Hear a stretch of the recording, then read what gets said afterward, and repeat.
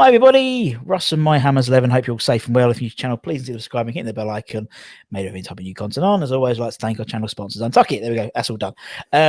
Today's guest. Do you know what? And actually, Joe, thinking, I'll be perfectly honest. I never. Do you know my wife watches your wife's program religiously, and to be honest, I've never taken any, never listened, never watched it. I zone out, you know. And the other day, I sort of like. I finally put two and two together, and it was like my wife's like, "Why are you going?" I said, "It's Joe Seeley." She's like, well, "No, that's what we explained." She's like, "Fucking." Anyway, so today's guest is Joe Seeley. How are you, Joe? How's things with you, man? Yeah, I'm really good. I mean, just got back from holiday and back into another lockdown, and done a bit of Christmas shopping today. And today, you don't today? Oh, you're proper like. Normally I'm tomorrow, but I've got some friends. I'm doing something tomorrow, and I thought I better go today. I run out of time, so I ran out for a couple of hours, did all my bits. I'm lucky Nicole does. I only have to do Nicole. She does everyone else. I'm the same. So it's pretty easy. Yeah, no, I'm the same. No, actually, it's a shame because my favourite thing was, I'm quite organised, so I get it all done like, you know, early doors, which is quite fortunate at the moment. But I'm one of these people who likes to just go to like, I live in Hornchurch, so like I don't know, I might drive to like Lakeside or whatever and just sit there, just watching people panic, you know.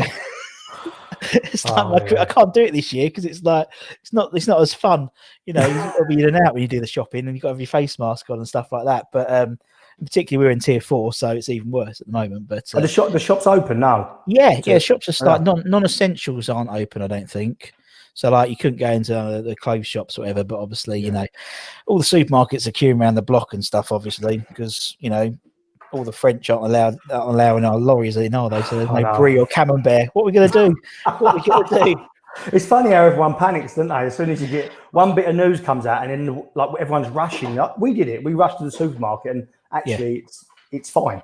You do, and you fill your basket up, and you're thinking, why am I doing this? Because I'm part of the problem, and like, but you still make sure in it, just so you got to have loo roll. I was saying to Nicole when we was away, like I like the program The Walking Dead, and I was saying, like, if this is a zombie apocalypse, I'm going to be all right. I don't know about you, Nicole, but I will survive. I can survive. I've watched enough Bear Grylls. I can set a fire with a twig and a bit of twine. Yeah, and I'm exactly the same. It's like I'm quite practical. My wife's not as well, very similar. And I'm all right if the apocalypse dropped in, but we'd have enough loo roll more than anything. That's the bizarre. It's like, you know, that was mental. That was crazy, wasn't it? It was crazy. But you know, we'll look back on that eventually, hopefully, with a wry smile. You know, because God forbid everyone's okay and stuff. But you know, apart from that, you've been all right. You and the family. Yeah. I mean, I had COVID at one point, but I was absolutely like normal. I didn't have a cough. I didn't have a temperature. I had nothing. I couldn't smell. It's only because I had actually a young Man United player staying at my house for the week, and he went into training. He had tested. He rang me up and said, "I've tested positive," just as like the day he left me. And I was like, "All right." He went, "But I feel fine." So I went. Luckily, Nicole was in London, so I went to the NHS testing place at the airport. They did me, and I come back positive. And I was thinking, I feel all right. Like, we've got a gym at the house, and I was like running on the running machine every day. I was like normal. I was lucky. Weird. I'm still adamant that I had it last Christmas. A lot of people, I think, had it then. Yeah. I mean, I've had it for 3-4 months now, and I still can't smell. Really? Yeah, it comes and goes a bit, but I thought first of all it was my taste, but then I realised it isn't. It wasn't my taste. It's my smell. Yeah. Well, they're both intertwined with each other, aren't they? Same senses. But I mean, it's one of those things, isn't it? I mean, I'm pretty sure. I mean, we had it like literally like over Christmas last year. Within like 2 days, all of us went like dominoes. So that really sort of ruined the older Boxing Day cold cuts. Got to have a cold cut. Boxing Day, we do. We love it. Yeah. Let's be honest. What's a normal Christmas like in the Seeley household? My wife sometimes. I mean, 2 years ago we had 36 people here, and 3 of them I never knew. It was like she invites everyone. So like somebody ran up and said like my father-in-law has got nowhere to go. We ended up having him. He looked a bit like Lovejoy. Maybe Ian McShane. Who knows? Yeah. Like Ian McShane, but no, we had a marquee in the garden, 36 people, and this year I think we had like 12 or 13 coming, and now we've got me and Nicole and the kids. My mum hasn't been able to come because she's down there and she won't do that stuff. Her mum's the same.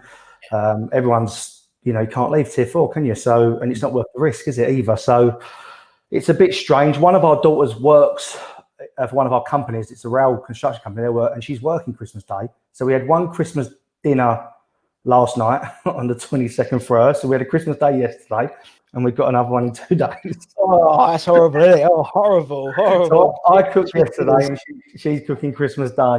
Oh, okay, that's fair enough. At least you split it. But my wife loves it. Like, absolutely loves it.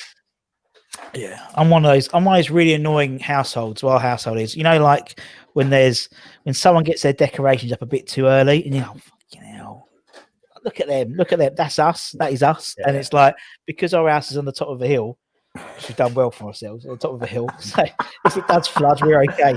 But you can see it from like the top of the bottom of the road. It's like Blackpool illuminate, like proper like National Lampoon's Christmas. That's exactly like my ass. Yeah. Oh, yeah. She loves good. It.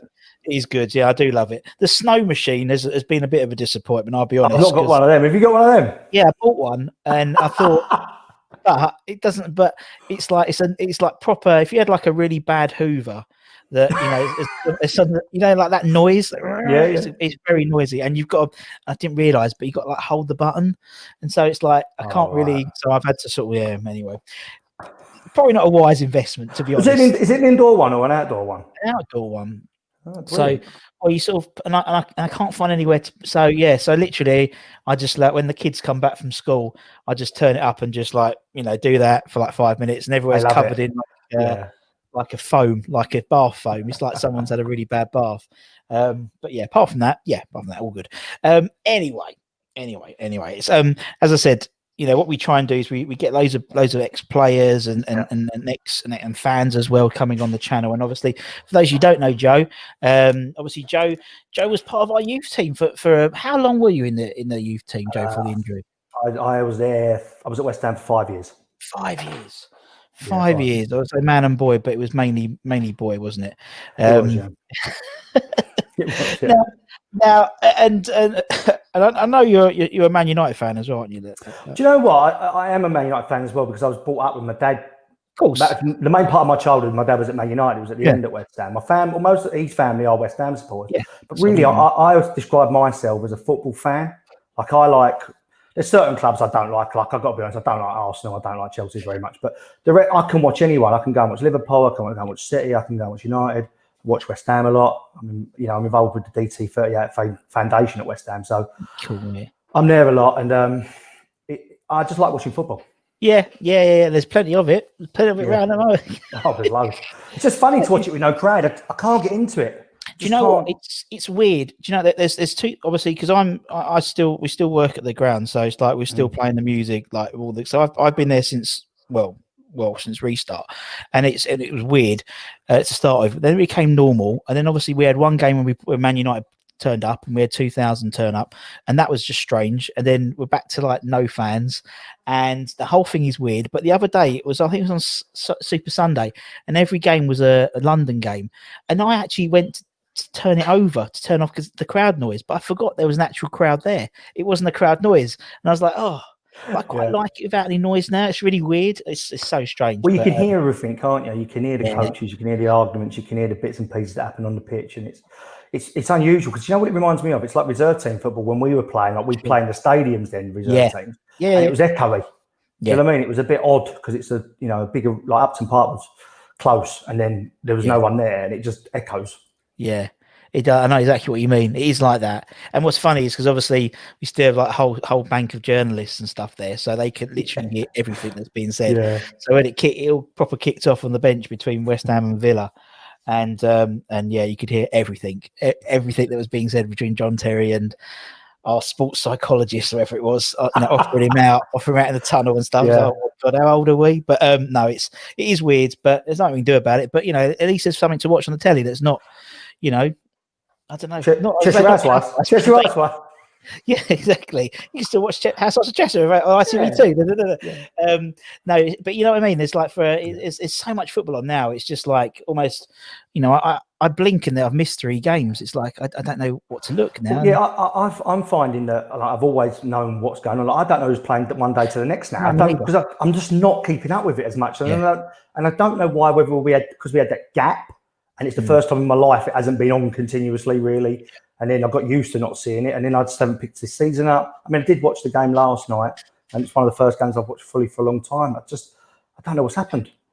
I know, it's weird, isn't it? I mean, I same as me. I was like, what? And so I literally just watched the highlights of the Arsenal Man City, game just now, and it's like, oh yeah. But for a little while, I got invited to one of the League One clubs games for a little while. Put me in the board seats. Oh, I loved it because watching football live when you haven't watched it for nearly a year. Yeah. Brilliant. Like, you're lucky you'll see the games, I guess, but going there and just, even though no one's there, just seeing live football, wonderful.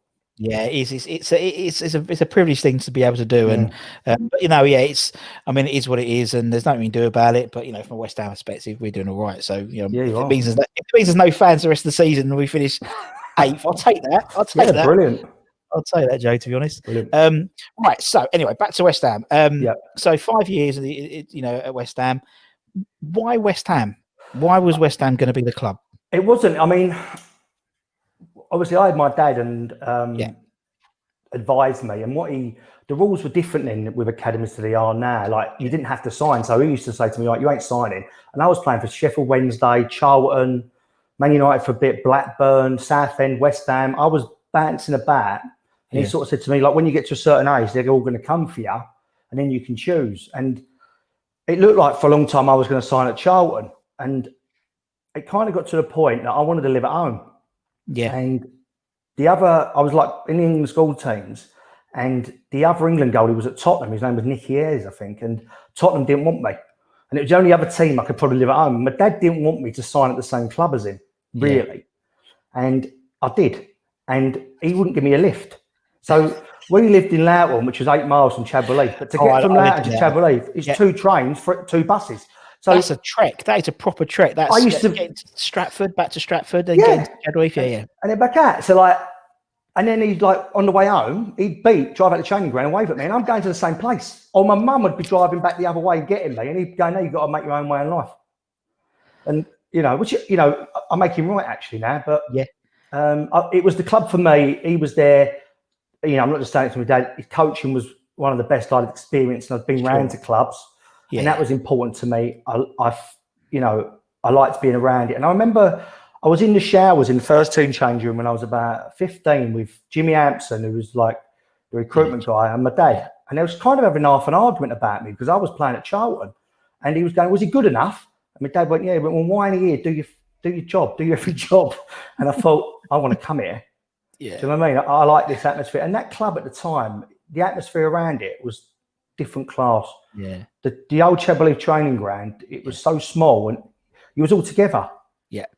And you could be a 12-year-old kid coming in the summer, and you'd be sitting next to like Joe Cole or Michael Carrick and training with people and talking, and nothing was separate. No. And it was great. It was just a great place to be. It was do you know what though? It was a hard club as well. The banter, the determination of that, because we were winning as youth teams. It weren't just one age group. We had 4 or 5 years in a row where there was players in every team coming through. Let alone the youth cup winning lot, but like even 2 leagues below, Billy Mehmet, James Allen, all players that were good. Didn't make it for different off the field reasons, but there was players and players coming through, competitive from hard backgrounds, and it was an hard club to be at, but it made you a man. Yeah, no, I get that. And obviously, as you said, what your dad said, like he didn't no free handouts. And to be fair, that's, as you said, that's put you in good stead, really. And I mean, to be honest, you look at, also, around that time, you had, just before that, you had obviously Frank, you had the Lampards, and so obviously he probably saw the reaction that Frank got as well. Frank Junior got, and so it made perfect sense. But yeah, no, that's a trek, because I used to live in Loughton.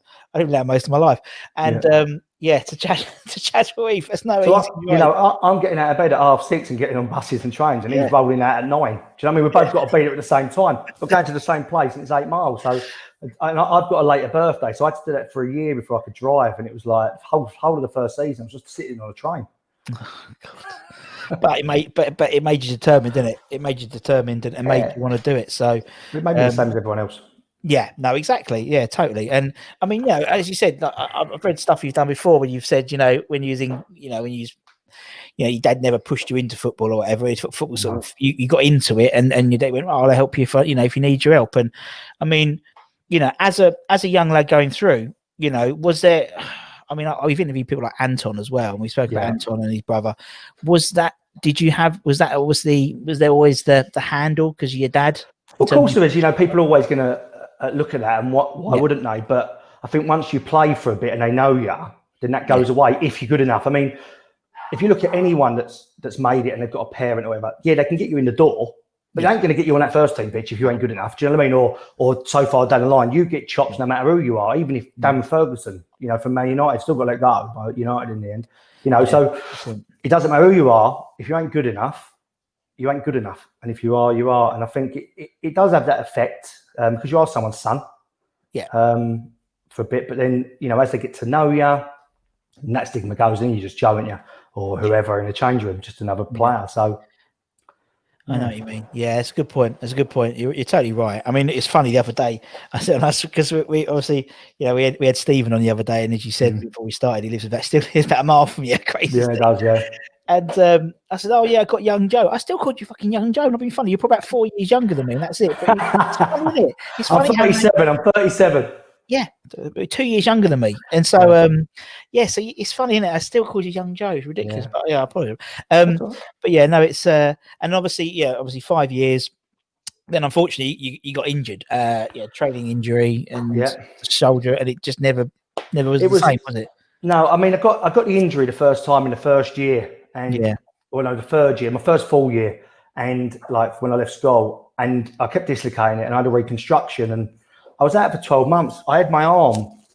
I had to wear a bodysuit like Mrs. Doubtfire. Do you know the film?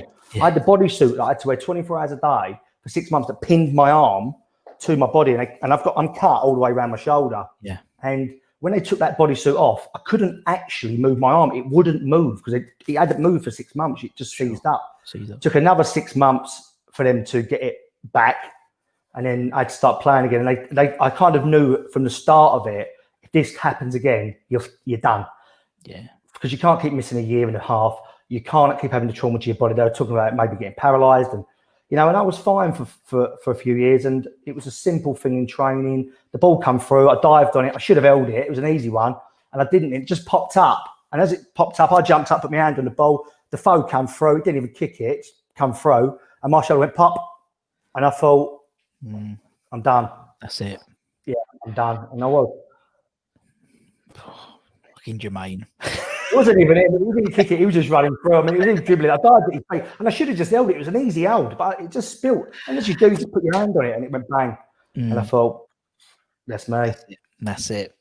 Yeah, and obviously, I mean, it's just I thought it's those things, isn't it? It happens too much. It happens too often at West Ham. Those things. It seems we have fucking Dean Ashton getting injured in England and stuff like that. And so it's a terrible. And from you, and obviously, I mean, I'm not going to go too far. I was in a couple of weeks later. Obviously, your dad passed, unfortunately. Yeah, 2 weeks later. Yeah, it's horrible. And obviously, come to Christmas stuff. It's never nice. But anyway, and then that must have.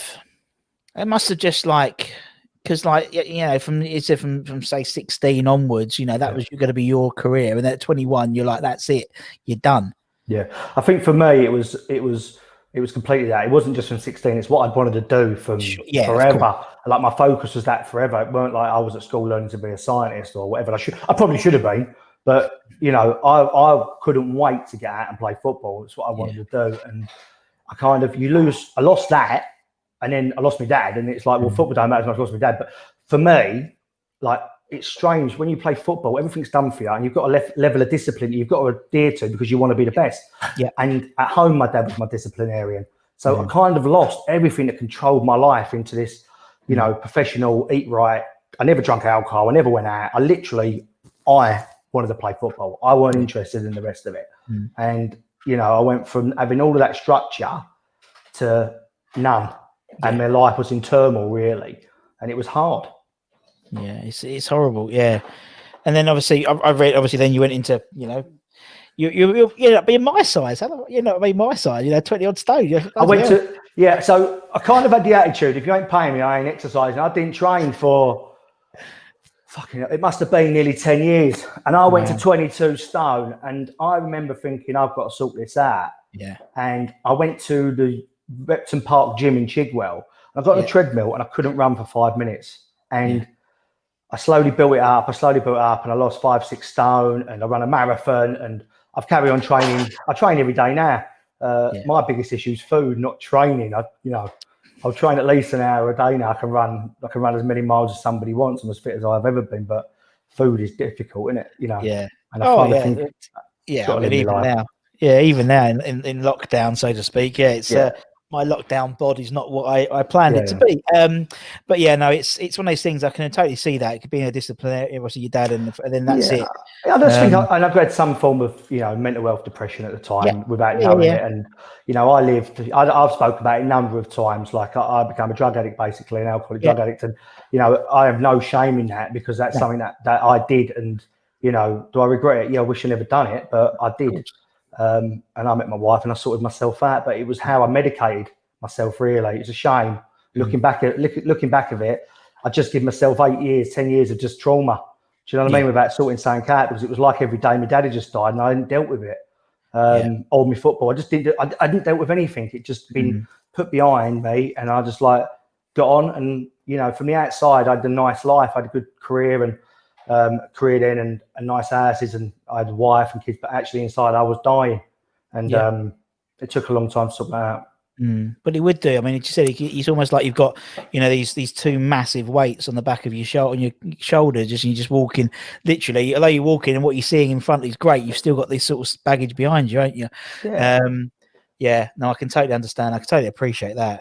But you know, it's we've just had Christmas. This is going to go out just after Christmas. It is what it is. You know, it is what it is. And you know, you turn it around, and she said, she's like, you know, you said your wife, you know, you started, you went into sports manager, then you went into the health stuff as well, and yeah, life's great. Life's great now. So life is great. Yeah. And you know, you still having a kick about now. You still getting? Yeah, I mean, I played in the West Ham Legends team last year against Coventry. We did an FA Cup, Youth Cup replay. I don't know if you were there at the training at 2-2. Really great to see everyone. And I was meant to play in Harry Redknapp and Sam Allardyce were doing a game last week at Chelmsford. I was meant to play in that. I play with my friends around here and I play in different vets games and I still like playing football. I didn't play for a long time because of my head, but I play again now. And, you know, football's a great outlet and it's good exercise and I love it, you know, but I still play in goal. I loved playing in goal. It was just, I loved it, smashing people and like that aggression and grabbing hold of it and like screaming and shit. I'm all about that. And I play now and I think, oh, what am I doing? Like I'm levering some 60-year-old man against a ball on a five-a-side pit or something. Do you know what I mean? I'm smashing him on a corner and I'm thinking, I kind of enjoy it, but I shouldn't. No, I mean, you do. I mean, it's your outlet. And obviously your boys is at Huddersfield, and your boy, isn't he? Yeah, he's just leaving, actually. He's just looking at clubs at the moment. He doesn't play in goal. He's completely different to the rest of us. He's quite small and quick. He's a winger. So the rest of us are like 6'3" and slow. So good fit. My wife's like 5'2". She must be quick. I don't know. I've never seen her run, but she must be. So yeah, he's playing. And do you know what? I get more joy out of that. Yeah. You know, I say to people all the time, if whatever's happened to me, but he ends up doing what he wants, I'm happy with that. Yeah. And it's a great thing to be able to see and achieve. But what you sort of see from where he is now, from because I was playing still at his age, the difference in how clubs are run and the things that are said and not done anymore. There's no jobs and like he's probably looked after better than I was when I was part of the first team squad. You know, in my last year, and there's none of that stick that people think, well, they should bullying. They call it now, but it wasn't. It was like it was part of it, and it was important because it's not football. If you get it's a great career, but it's not an easy career. It looks it from the outside, but you've got to be properly determined and top of your game to get them and hard. Yeah, totally. And as you said, how it sort of was set up at West Ham when you was there. Obviously, Chadwell Heath, literally everyone trains in the same building, and gets showered together. And there was some big old personalities. You were there as a young. We had some great. Rio bouncing about, and even like Izzy Rickpen, like that, because you was full of players that were winning. Whether not so much the first team, but the younger lads, you had like top players, like players that ended up playing in World Cups and stuff, all sitting in Chadwell Heath at the time had 3 changing rooms and 4 pitches and 1 canteen, and the 2 women that used to work there, and it was such a close knit. Like Charlie, who did the car park, and Jimmy Frith, who did the kit, and Pete Williams, and all these people that made that club just different class. Yeah, do you know what I mean? Really, we were like the dog and duck in a way, compared to we used to go other places, but it was just brilliant. Yeah, and I think that's what bred that sort of mentality. And as you said, the kids were playing well, but and we were, West Ham as a first team were sort of getting into a little bit of a stride, and had a load of experienced pros coming, like guys who played lots of games for other clubs that had come into the squad, and for a youngster yourself, it must have been like seeing, as you said, rubbing shoulders. I mean, you didn't know at the time what career Rio was going to have, or Carrick or Joe, but some of these other guys, it must have been for you. It's like, I can see you already determined. You go, this is what I want to do. This is where I want to be. I want to be playing with these guys and just training with them and learning from them. And obviously from a goalkeeper's perspective, you guys are a special bunch. You've got your union type thing, and everyone you train on your own. Not so much now. I've noticed that more goalkeepers are training more with the first team because of sweep keepers and stuff like that and stuff like that. But, and you didn't have a bad goalkeeper coach, did you, at the time? No, we had, the whole group there though, because you're right, there was probably there must have been 8 of us goalkeepers at the time there, and we trained just outside the indoor part against used to call it the cat's ball. Don't know if you remember, it used to made out of wood, and so the ball come back. And then for the last half hour, you go over to the team, but it was like Shaka, Craig, Stephen, me. You had like Alex O'Reilly was still there, Bernard Lamar come in. All these people that were great coaches, and it was such fun to go to work every day. And we would have stupid competitions, like whoever let the most goals in had to run around the pitch naked and dive in the puddle and all this stuff that sounds like, or sing a song or whatever, or do a stupid dance. But that made it it was just fun every day. We worked hard, but it was fun. And then you'd go over and do shooting or games with the teams. And what was lucky as goalkeepers, you could be a 15-year-old goalie. If you're the only goalie in that day, you're going to train with the first team because they need a goalkeeper. And you're around these people, and then you get to do penalties with Frank after when you're young, and you get to see what they do and how they play and the determination they've got, and all that stuff. And goalkeepers are lucky in that way. Yeah, no, I didn't think about that, but you're totally right. Yeah, I can imagine. As you said, Harry, come over here and that's it. We need a goalie today. Awesome, absolutely awesome. It's funny, we had people. Who did we interview? We interviewed Bertie a while ago. Bertie's a good lad. And Bertie's first time that Harry brought him into the team, the first team training session, was when Hartson kicked off Berkovic's head. Yeah, I was there that day. It was a different day. And the thing was, it was a fan, weren't it? They had one fan in the car park. He won a prize, and he filmed it, didn't he? John, I got to be honest, I spoke to John for the first time in a long time last week. I really liked John Hartson. Oh, he's lovely bloke. Fantastic guy. Fantastic around the club. And what you're talking about was what it was like. You'd be in the gym doing weights, and then Paolo would come in and just say, sit there and tell you about how he played with Madonna and all these players at Napoli and how he had to do it. You wouldn't get that. Because they had to walk past you. You was all in the same building. It was like, don't get me this, sit down, listen to this, and Trevor and all these players, and then you've got players that you're playing with pushing on, and Glenn's getting in the team, and Stuart Pearce was injured at the same time as me with his leg, and it'd be me and him training together. I spent 6 months with him every day. Wow. He probably won't remember that, but I remember every detail about that. Of course, everything he told me, and the way he trained at 38 and rehabbed, and it was a great place to be. You don't realise it at the time, though. You don't. No, totally. As I said, I think Bertie was Paolo's boot boy. Who was your boot? Who were you the boot boy to? I had 5. You had to do 5 when I started. So I had Shaka, my dad, which was just like went in with the boot. No, it had to be clean. And then there was a Friday where he trained at 5 o'clock at night doing the kids, and I'm obviously finished, and they've got a game Saturday, so I'm not in to clean the boots on the Saturday. We've got a game, and his boots are dirty because he's worn on Friday night. He's pulled me into the first team change room at Upton Park. I've played and gone ballistic. Right, and I'm thinking like, and that's what my dad was like. It was like that. And then I had Jimmy Bullard, Grant McCann, Craig Everton, were my five. It was five. And did you get a good Christmas bonus? Do you know what? No one gave me anything because do you know what happened when I got my shoulder? I didn't do it. I couldn't clean boots. The other academy goalie at the time was Billy McMahon. He had to do 10 players for a year. Shaka gave me a pair of Puma Kings. My dad never gave me anything, and every time I see Jimmy, I say, "Jimmy, any danger?" Of like my Christmas, pint at the pub. But it was it was a good experience. I think Paolo's was Bertie's was Paolo was one of his boot, and and at Christmas he went, "Come here, Bertie, come here," and it like walked to his car, and Bertie's like, "Here we go," and literally opened the boot and gave him his pair of boots which has no laces in, and were 2 sizes too small for Bertie. He just Paolo at the time used to wear these boots that I think only he wore. There was an Italian brand that no one had ever heard of, and they were funny colours, and I bet they was probably a pair of them. I can't remember what they was called. He was great. The whole place was great, and but you'd be in the change room and someone would get 300 quid off. Rio was always a good one to have, like the ones that had come through and like knew what it felt like, and they'd get that, and then you've got like a pair of boots, and you're thinking, I can't find this is a Christmas present because you're on what was we on 60 quid a week back then, and the year before it was 38. We got a double increase the year we come in, so like all the lads of the year above us were all like, you lot taking the piss, like we was on 38 quid last year. It's crazy, isn't it, nowadays? Nowadays where like a player is like looked at, it's like we've had, they get on loan, they have loan managers who look after them, so to speak, and they, as you said, they're probably more looked after than when you got into the first team squad. Crazy, isn't it? Right, anyway, we mentioned a few players, and obviously 5 years at the club, training and playing as well with some players.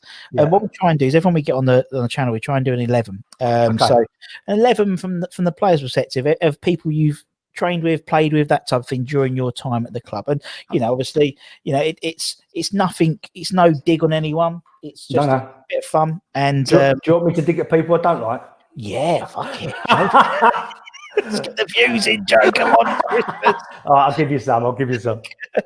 Oh dear. Right, okay, so let's start off in goal. Shaka Reslop. He was amazing to be around every day. He was fun, encouraging. He was intelligent. He used to work for NASA. Yes. He was just a great guy. He had massive feet, big hands, big everything he had. And it was just a joy to play with. But also, I thought he was top class. And I heard Stephen talking about Craig, actually. And Craig had great hands. And Stephen was there. And, I'll be honest, I don't think I've seen a better young goalie than Stephen Bywater ever. Ever. He was, when he came in, he was 18 months older than me. And I thought, fuck, I've got no fucking chance here. But he was amazing. But Shaka for me, obviously, the last year I was there, David James came in. I couldn't stand him. So he changed everything at that club for me with goalkeepers. He stopped the young lads. We all stopped training together because of him.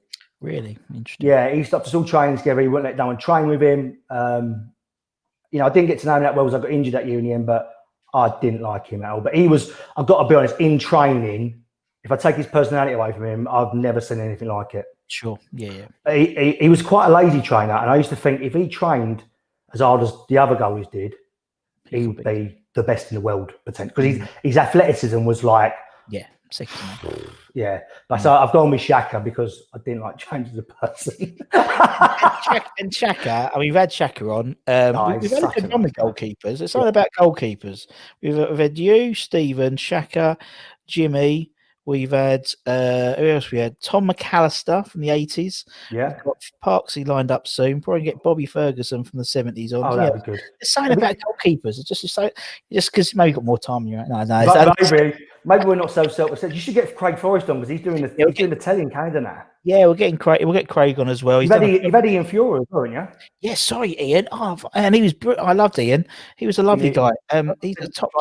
He used to give me a lift home sometimes. Did he? Did he? Well, the thing about Shaka, I remember, and that's why I used to love Shaka, was because I used to work in the Safeways in Loughton. Oh yeah. And to be fair, Shaka every Friday would do his big shop. Really? He'd do the big shop, and you'd see him, like, because obviously you're so tall. Yeah. You can't miss him. Almost over the shelves, and he'd come and lovely guy, and we had a giggle about that. Yeah, but no, he's top guy. Yeah, everything about him. His Mrs. Desher was superb, and he had a Maserati. I remember he had the first Maserati I'd seen. It was a blue one. He had number plate Shaka, and I thought, I want to be you. Such a lovely bloke. Right, okay, we'll put Shaka in. Right. Yeah. What do you want to play? 4 at the back? You play 4? Yeah, I thought we had to do 4-4-2, don't we? I've had a look on your. If you want. I've done it now. All right, fine. I've got it here. Oh, good man. Go on, go left back. Go on, left back. Stuart, yes. Yeah.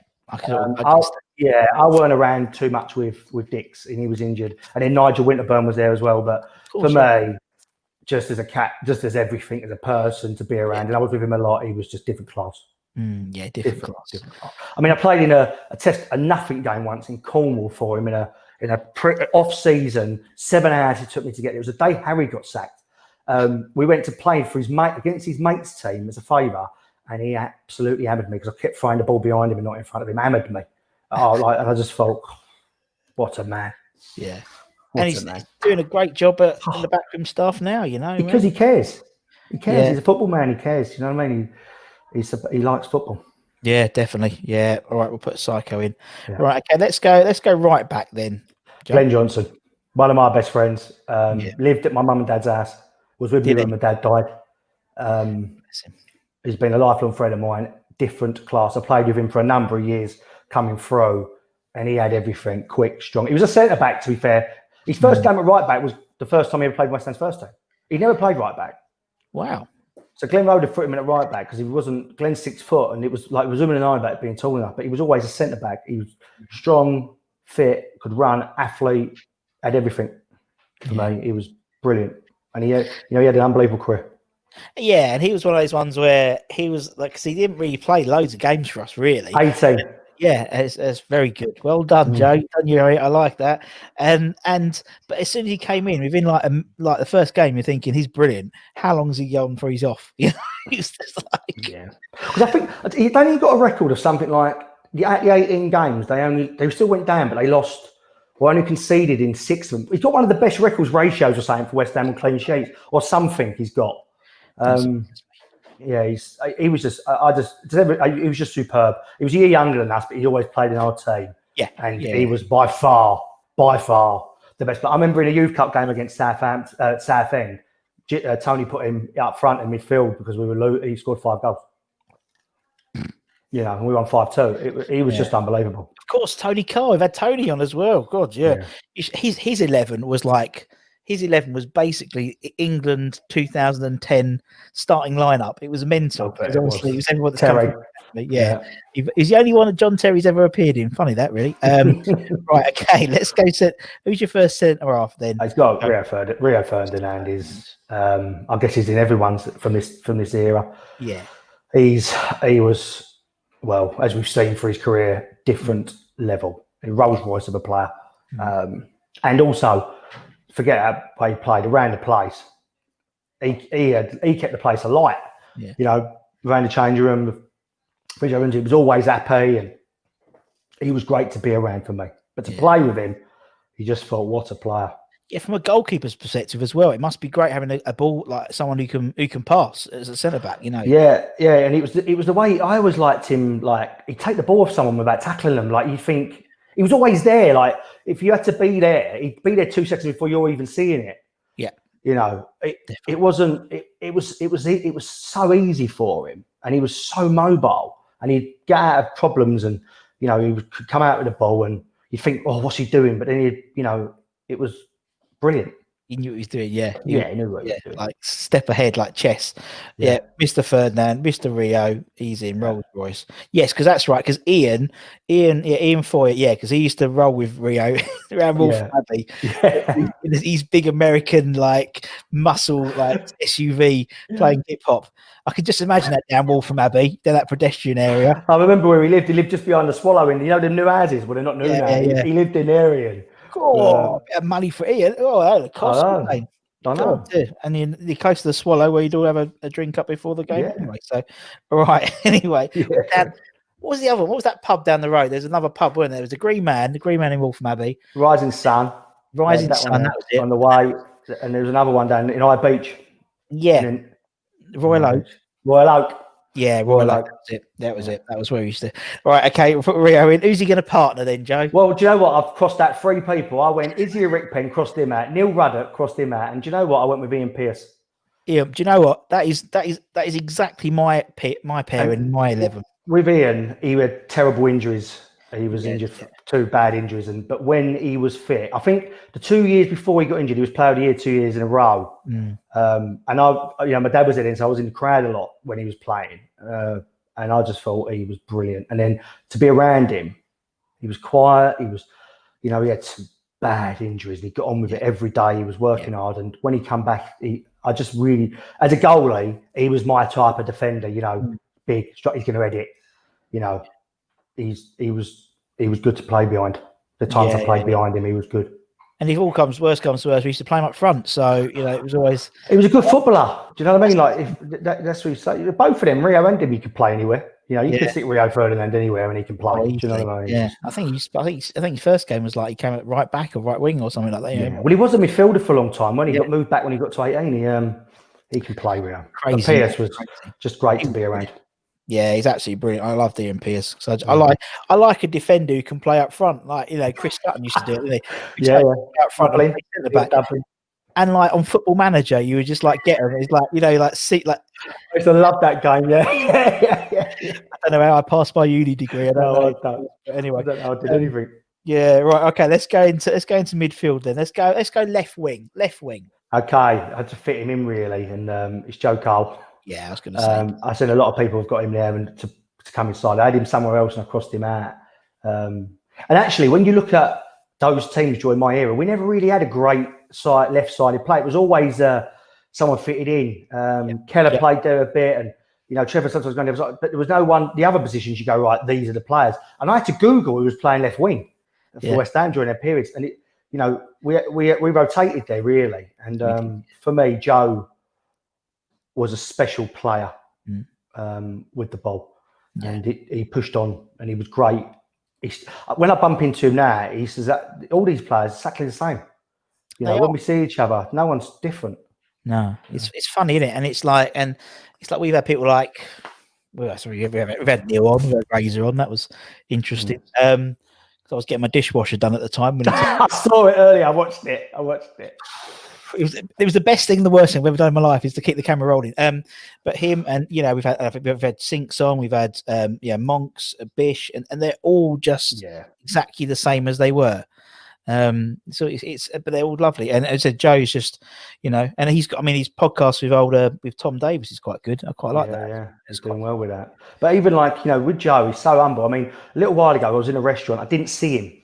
Yeah, I didn't see him, and he saw me, and he got up and tapped me on the shoulder and come and spoke to me. Like he's Joe Cole. I'm not saying but he ain't got to do that. I ain't seen him. I haven't said hello, and we've thinking he's made his effort and come over. And my wife said, "Why didn't you say hello?" I said, "I didn't see him, Nick." And then we sat down and had dinner together. He's that type of person, and he played in the game at Coventry the other week. The other last year, and he's just one of the lads. And what a player he was when we was especially at 15, 16. It was we might as well give up. If if this is the level, that was the true Joe Cole. That was, and he said it himself. He's like a street footballer, and that's what he was, And that at that time, and then going into West Ham playing the first team, that was my memories of Joe Cole. Yeah, he went to Chelsea and he became a great player. He fitted into a side but he was just the skills were unbelievable. Oh. That Coventry game, those little. I know. In them big games as well, he spins it and then does the clip. I mean, he was doing that every day. You just stand there and go, "Oh my God!" Yeah. Yeah. I Oh remember my God. that Coventry game because the announcer at the time was a guy called Jeremy, and Jeremy said because obviously that was mental that Coventry game where literally there was Yeah, I people was there. I all was over, there. oh, it was crazy. Yeah, behind the And he bench. said, "Don't go on the pitch." He went, "Don't go on the pitch. The winners, whoever they may be, will be presented with the trophy at the end of the game." And I think we were like 8-0 up in aggregate. Yeah. And apparently afterwards, Gordon Strachan had him up by the throat in the tunnel, saying, "I've got boys in there crying because of what you just said over the tunnel." He's like, "You're 8-0 The down." thing is, when you look at that Coventry team, they had good players. McSheffrey, Kirkland was in goal. They had 5 or 6 players made it. But that team, that youth team, and we were 1 year below. And I was sat on the bench in one of the games, and I was on the bench in the final, behind the bench in the squad. What a team! Yeah. I mean, you're talking about 11 players, like all of them play professional football. It doesn't happen. No, it doesn't. All of them. Yeah, very, very special time that was. Right, Joe in. Okay, right midfield. Trevor Sinclair, it's Tricky Trev. Yeah, he's just a great lad. And I thought he was sensational actually. Yeah. As a player at the club, good fun as well in the change room. But as a player, he was in an England international, and he was, I think, probably our best at that point. Like at the age he was and the age everyone else was, probably our best player. Yeah, we had him at his prime, and as an all-round player, he's class. He improved at West Ham, I thought, as well when I was there. Like the last couple of years, I thought he's gone to another level here. Yeah, well, you saw it was floundering. We've had him on the channel as well, and Trev's. I've become very, not we're not best mates, but we on DMs as well. He's a lovely bloke, and he openly said, I was QPR. I really wanted to leave. Jerry France had left, some of my mates had left, and I was just like going through and then at West Ham, he said I actually turned up the first day at Chadwell Heath, and I thought I don't know if I'm going to get in the first team here. Funny, isn't it? And we resurrected his career, and he's top guy. And who was playing right wing before? Was it Michael Hughes? It probably would have been Hughesy, Hughesy. It would have been probably Hughesy before then. Probably. I can't remember to be honest. It's funny that I'm really played a bit sometimes with seasons. Yeah. I remember people in shirts, so it's like, oh yeah, that was the Decali Dr. Martin shirt. Yeah, he scored. No, I'm rubbish with that, but I'm pretty sure it might be Michael Hughes, pretty sure. Because then before that would have been Matthew Rush, probably. God, Matty Rush. God, I'm going to write that down. I should get him. It'd be good. That's what I do. Literally, I write. That's what you got to do. If things trick your memory, don't they? You think I've got to get him. I love it because you just talk about, and you go to, like the other day we had we had a discussion about something, and then we had like all these random players were coming out of the work, but like Abdoulaye Faye. This was like during our 2011, 2012 season. No, brilliant. Right, okay, we'll put Trev in. So we've got Joe, got Trev. First one, centre midfield. Then Joe. Michael Carrick. Quality man. Michael Carrick, for me, the best player, better than Joe, for me. Overall, just his overall, he had everything. Run, pass, calm, nice bloke. Like he lives near me and Stephen, so we see him sometimes, and he's still got the same Mrs. Lisa, and just a nice guy. But his football ability, well, look at the career he's had and where he's at now. He was the best player. I'm going to say that football club has ever produced. Potentially, maybe not Bobby Moore. I weren't around him, but as I've said, Michael was. He was one of those players, and it's like there's certain players. Every generation has them, but when they leave, you never replace them properly. And every club he's gone to, he made it look easy. Look when he was at Tottenham, they finished in the top 4. Left Leeds, they finished 8. United ain't won the league since he stopped playing. He's one of them players that intercepts balls, passes it, and no one even notices. Plays forward every time he gets it. Scores, runs, just fantastic player. Even my dad, to be fair, my dad just said to me, he's the one. Yeah. He's the one. One of those players, and unfortunately, again, it's a typical West Ham thing. I think he maybe turned up in terms of a career-wise, for about a year or two. If it was a year or two the other side, he would have been an England regular for years and years and years and years and years. He didn't play as many games as he should have done, and it's a shame because, as you said, he was like Trevor Brooking-esque. He would just have time in the ball, and he wasn't necessarily quick. And to be fair, Mike he hung about when we went down as well. Yeah, he stayed for the year, didn't he? Which is amazing thing, which doesn't happen very often. Right, okay, Carrick's in. Who's he going to partner in that middle then? Frank Lampard, it has to be Frank, and it's for a number of reasons with Frank, because if really he's in for the career he had after. But when you play with Frank, the amount of I've never seen someone train and work on his weaknesses so much. Sure. I saw Stephen talking about his spikes, and he used to wear them spikes every Friday and do footwork. Another day of the week it'd be free kicks. He was out there every day, and when you played with him and it saw the way he connected with the ball, when you're in goal, he hit it harder than anyone else, or there was a bit more whip on it, or there was a bit more something in it, and he made himself the best. Work rate. And the thing is, it's easy to work on things you're good at, but it's hard to work on things you're not. And he works on stuff he weren't good at. Yeah. And he ended up being the best player probably in the Premier League history, getting into the box and scoring, late. Running, and you wouldn't have thought when he started, Frank weren't a great runner, but he ended up being fantastic at it. And he showed everything that you need to be world-class or international player from being normal.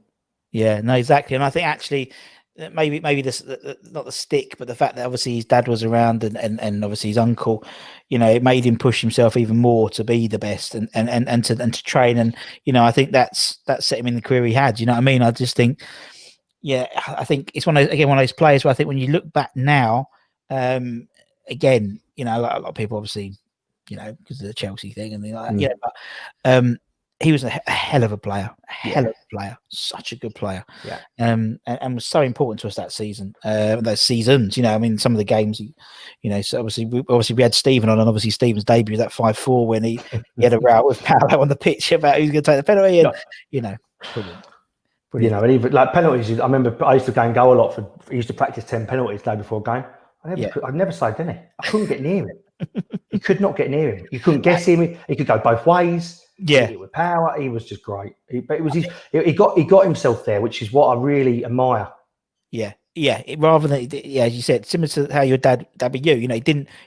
I guarantee Senior didn't give him an easy ride at all because he knew the West Ham boys, he knew the fans, and same with Harry. But and something about penalties as well. I mean, as a goalkeeper as well, why don't people just smack it now? Why do people try and be clever with penalties as a striker? It really frustrates me. These stupid run-ups, I'm like, when they miss, I go, what are they? Just run up and kick the ball. All this jumping, it's all right when it goes in, but when you miss, you look like a right idiot, don't you? Like Fernandes, I know, Man United, Bruno Fernandes, what's going on, a little skip before he kicked? You know what I mean? It's like, a few years ago, it was one step shoot, weren't it? That was rubbish as well. Sturridge used to just take 5 yards and smash it into the corner or wherever it's going to go. Score. Alan Shearer. Matt Letizia, just scoring your penalties. Yeah. We had Julian and Psycho would do it as well.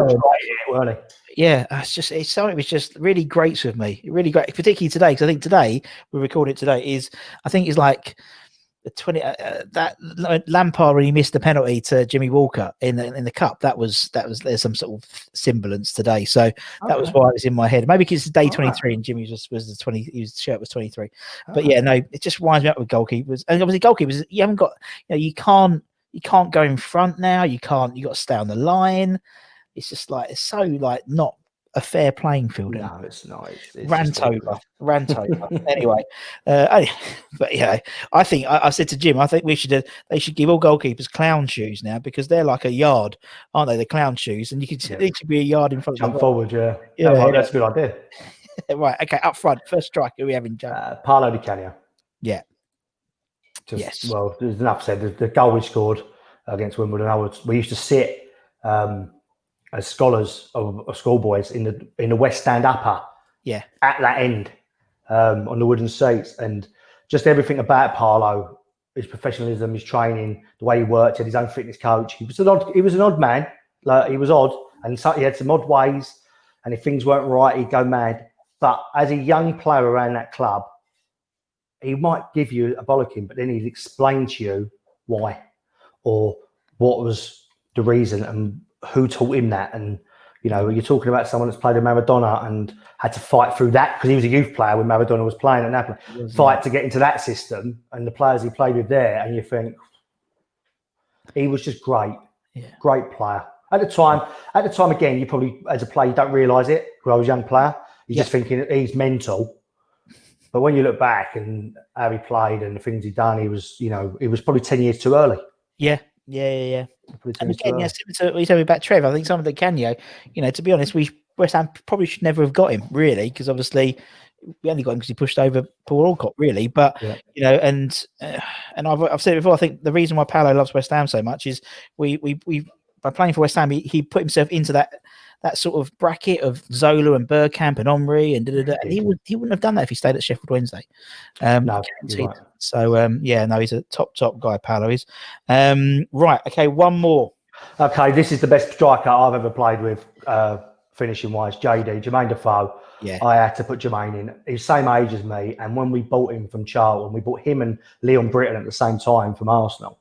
And Jermaine come in, and I played against him, and I trained at England with him, but I didn't train with him every day or whatever.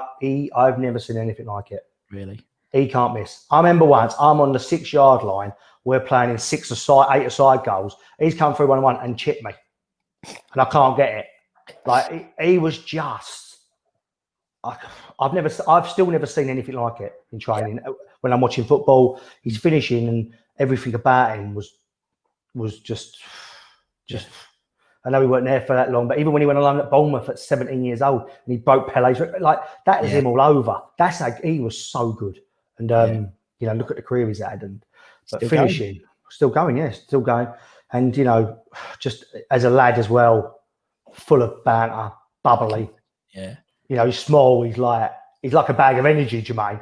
And the same thing, I bumped into him at I think a DT 38 boxing thing at York Hall a few years ago. Yeah. And it's like I ain't seen him like my brother. I ain't seen him since in 10 years. But it's like I was with him yesterday.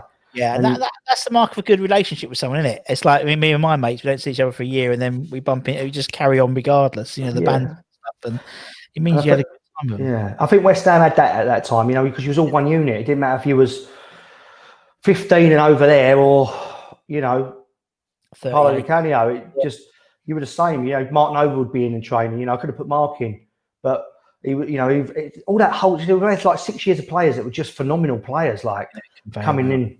And Jermaine, I think, was the best actually that I ever played with. And we had other players like Leon Britton there, and I still speak to Adam Newton. He's a cab driver now in London. You should get him on. He's Terrell Forbes and all these players that would play. Richie Garcia, who's an Australian international. Played for Hull in the end, and it's just the players we had there. Sean Byrne, there wasn't enough room for the players we had. I did think of that. Sean Byrne came up in conversation the other day when we were talking to people. It's funny, it is. But yeah, sure. Yeah, I mean, there were so many, wasn't there? So many.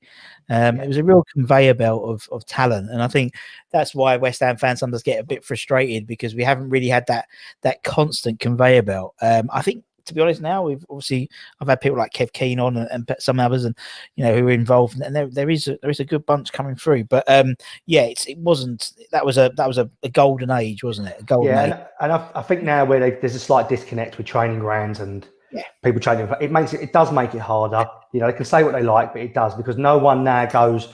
Moyes can't go. I need a give me the best 18-year-old midfielder because I'm short, and he comes over. Do you know what I mean? Runs over the other side of the pitch, or the manager watches and all of that. And it is better when you're all in one place. It is for the young boys. That's one thing he's done, is he has started to bring them together. I think he moved the ladies to the women's team to Chadwell Heath. Yes, so that's one thing he's brought in, and I think that will pay dividends, because we've had obviously the Carabao Cup and stuff. There was a lot of kids in those games and a lot of the pre-season. Because I think Pellegrini separated it all, didn't he? He wouldn't let him in at the same time, and that ain't for me. That I mean, I went there.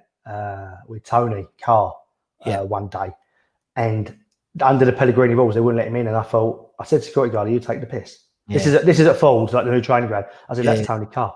Do you know how much money he's made this football club and what he's done for this football club? We worked it out. He's 11. It was ridiculous how much money he's not made West Ham, but how much money he's made football for the players he's brought in. And obviously a lot of them, like JT, obviously hasn't moved for a transfer fee, but with Rio, that's about 60 million straight away off the bat. If you go all the way back, was he there 40 years in the end, Tony? Yeah, first was I think his first bunch was Alan Kirbishley and Paul Brush.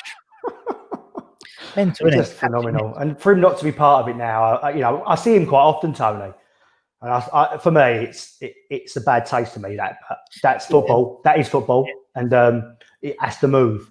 But for me, he should have been there forever as an ambassador running it, because he was the best I've ever seen at it. And when you're a young player, actually you were a bit scared of him and no one liked him. But when you get older and you know him as a man, you know what he was doing, because actually it ain't about being everyone's mate. No. Do you know what I mean? It's about him producing and getting you to where you need to get to, and everyone respects him. And I love Tony now when I see him. Every time I see him, I see him at least twice a year. I sit with him for a couple of hours, and his knowledge is just... Oh, it's incredible. Yeah. Incredible, man. Incredible, man. Yeah. And that's it, Joe. Thank you so much for your time, Mr. Seeley. It's been an absolute pleasure. It's been, an hour almost has flown by. So I really appreciate your time. And obviously, Merry Christmas. Merry Christmas. Merry Christmas. Happy New Year. Obviously, thank you to everyone who's been watching. And also, Joe's got a great podcast, him and his wife. It's a good fun. I've been listening. Have you listened to it? I do. I don't. I'll be honest, not all the time, but I do listen to it. There's a lot of podcasts. We have quite a few people on who have podcasts, so it's like I keep listening. So we've had guys like Jack, mate, so Jack Dean and Happy Hour podcast, and stuff. So I listen to all the podcasts. So I do listen to it. I've shown my wife it because she likes a bit. I had Neil Mellor on the other week. You could have him. He played for West Ham. Neil's coming on. I'm seeing him next week. I'll tell you. Yeah, he's a top man. He's a top man. Lovely guy. No, we're doing it early January. He's a bit brilliant busy with everything else. But anyway, until next time, for myself and for Joe, take care, everyone. Stay safe. It'll have been out after Christmas. But anyway, happy New Year. Happy New Year. Come you irons, and we'll see you again very, very soon. Come you irons. See you later. Take care, everyone.